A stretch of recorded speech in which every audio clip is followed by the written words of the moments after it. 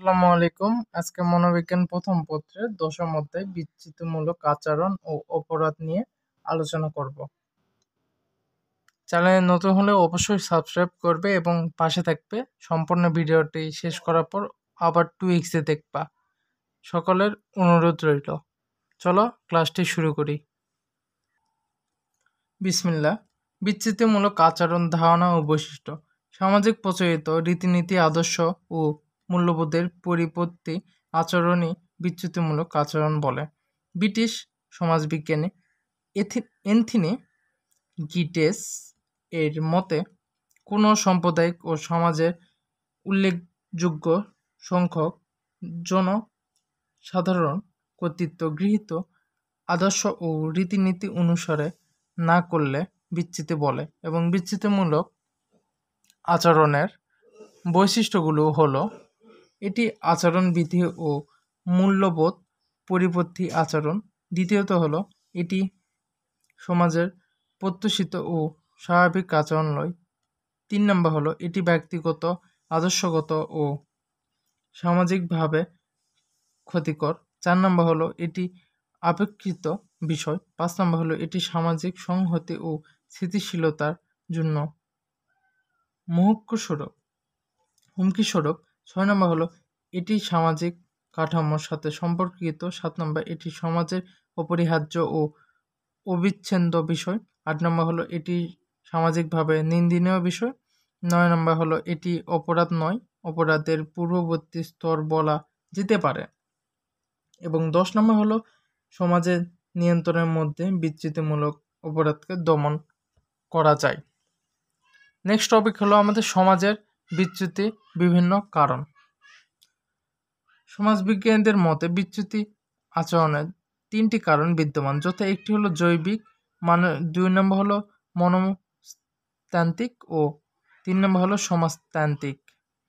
American সমাজবিজ্ঞানী Robert কে মন্টন এর মতে বিচ্যুতি আচরণের বিভিন্ন কারণ হচ্ছে জৈবিক তাড়না, সাংস্কৃতিক অর্জনের আকাঙ্ক্ষা ইত্যাদি।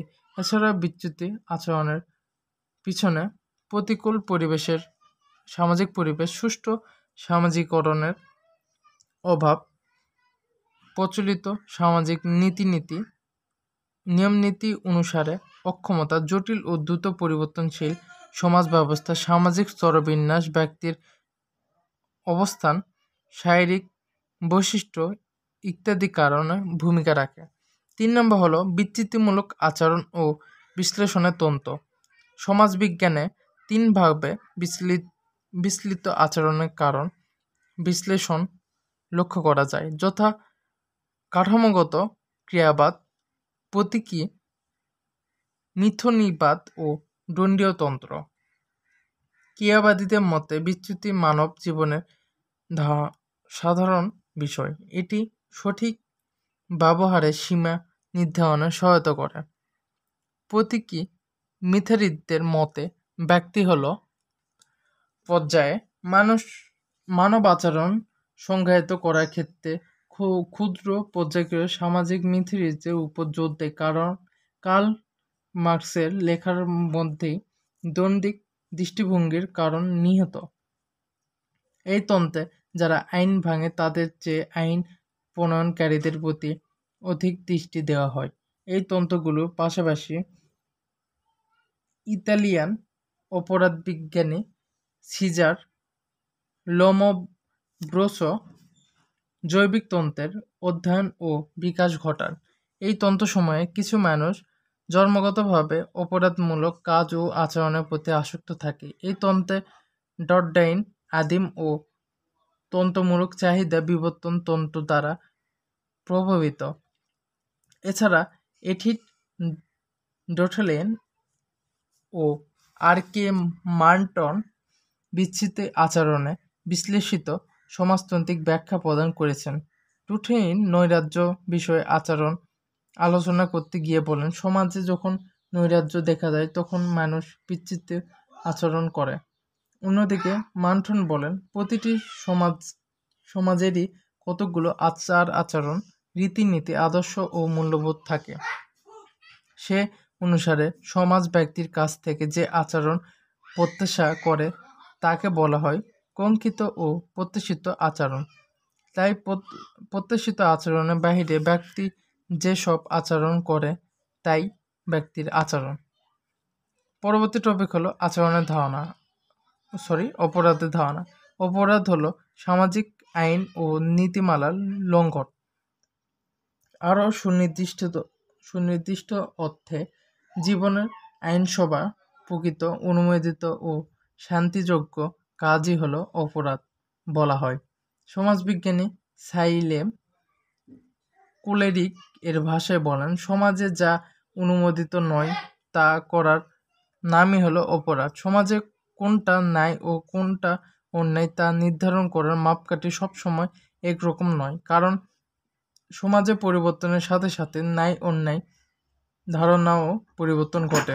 কাজেই অপরাধমূলক আচরণ সব সময় অপেক্ষাকৃত চূড়ান্ত নয়। অপরাধের বৈশিষ্ট্য শুধু ভুল যাচ্ছে। অপরাধমূলক আচরণকে কতকগুলো বৈশিষ্ট্য ও সত্য বিদ্যমান। এগুলো হচ্ছে: অপরাধ হতে হলে প্রয়োজনীয় একটি কাজ বা কোনো বিশেষ কর্তব্য অবহেলা। কাজটি বা কর্তব্য অবহেলা যে নির্দিষ্ট ও অপরাধ আইন নির্দিষ্টভাবে উল্লেখ থাকতে হবে। তৃতীয়ত হলো, অপরাধ হতে হলে কোনো ব্যক্তির মধ্যে অপরাধ কর্মটি করার অভিপ্রায় ও উদ্দেশ্য থাকতে হবে। 4 হলো, অপরাধ হতে হলে অপরাধমূলক কাজ ও ওই কাজটি সংগঠিত করার উদ্দেশ্য একই সাথে থাকতে হবে। 5 হলো, অপরাধ হতে হলে কাজটি শান্তিযোগ্য হতে হবে এবং তা অবশ্যই আইনে উল্লেখ থাকতে হবে। 6 হলো, অপরাধমূলক অপেক্ষাকৃত, অর্থাৎ একটি স্থান, কাল ও পাত্রভেদে পরিবর্তিত হয়। অপরাধের ধরন। সমাজবিজ্ঞানী অপরাধকে 4 ভাগে বিভক্ত করে থাকেন, যথা: পেশাগত অপরাধ, সংঘাত অপরাধ, প্রচ্ছববেশী অপরাধ ও ক্ষতিস্তরহীন অপরাধ। পরিসংখ্যাক উদ্দেশ্যে অপরাধকে প্রায় বিভিন্ন শ্রেণীতে বিভাজন করা যায়, যেমন: ব্যক্তিগত অপরাধ, সম্পত্তি কেন্দ্রিক অপরাধ, জনশিষ্টাচার অপরাধ, শৃঙ্খলা ও ন্যায় বিচার কেন্দ্রীয় অপরাধ। আমেরিকান সমাজবিজ্ঞানী এন্ডাইন এইচ. সাদারল্যান্ড ও ডেন্ডল আর. ক্রেসি অপরাধকে মাত্রার ভিত্তিতে 2 ধরনের অপরাধ উল্লেখ করেছে, যথা: গুরুতর অপরাধ ও লঘু অপরাধ। মার্কিন অপরাধ বিজ্ঞানী নির্মাণ পরিস্থিতির উপর ভিত্তি করে অপরাধকে 2 ভাগে বিভক্ত করেছে, যথা: পরিস্থিতিগত অপরাধ ও নিয়মমাফিক অপরাধ।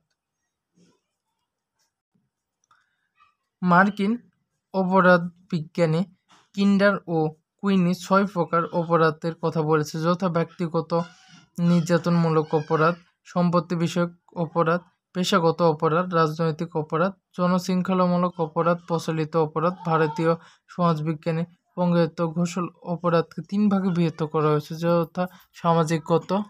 যথা: স্বভাবজাত অপরাধ ও নমনীয় মাত্রা অপরাধ ও অভ্যাসগত অপরাধ। এরপর আমরা দেখব অপরাধের কারণ। কোনো একক কারণে সমাজের অপরাধ সংঘটিত হয় না, বরং অপরাধের পিছনে নানাবিধ সামাজিক, রাজনৈতিক, সাংস্কৃতিক কারণ বিদ্যমান থাকে। সমাজবিজ্ঞানের মতে সামাজিক অব্যবস্থা, সামাজিক ও অর্থনৈতিক বৈষম্য ও অসংগঠিতর জন্য সমাজে অপরাধ সংঘটিত হয়ে থাকে।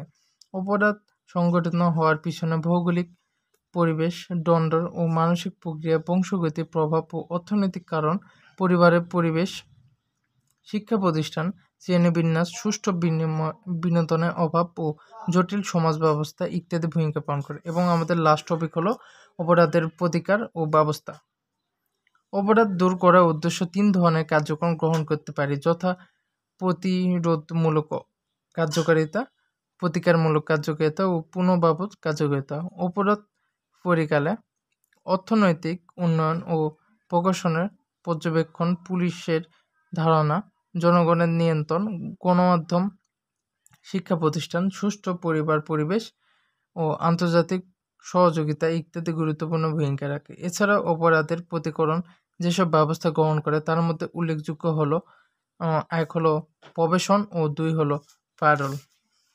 কোনো ব্যক্তির বিরুদ্ধে অন্তীয় অভিযোগ যখন সাক্ষ্য প্রমাণ ও তার প্রমাণিত হয় বা আদালত যখন তার বিরুদ্ধে শাস্তিমূলক ব্যবস্থা নেই, তখন কারাগারে প্রেরণ করে এবং তার চারিত্রিক সংশোধন ও ব্যবস্থা নেওয়া হয়।